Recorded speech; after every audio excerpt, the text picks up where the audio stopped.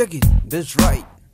Đừng gây mày hậu gây mày muốn lâu khô răng lâu ni nang riu thì gần lâu nang rui na đừng gây mày hậu gây mày Like this.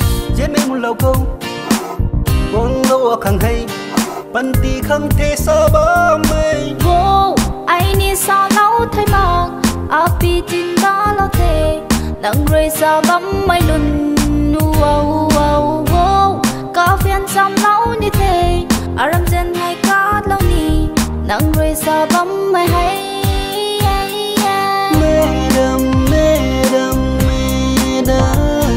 just be my madam. I love you madam. Rầm dần cơ tăng nghe dàn bên lâu thế à luôn thâu đừng gây mày hậu gây mày muốn lâu khô răng lâu ni nang riu thì gần lâu nang rui na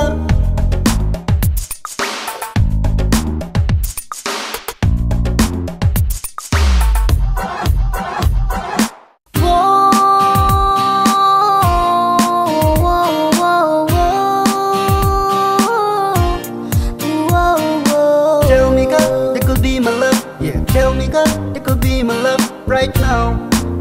Tell me that right now. Oh, don't you worry. Come together, let's check out the one. Go, come on, get let's play. Oh, no way.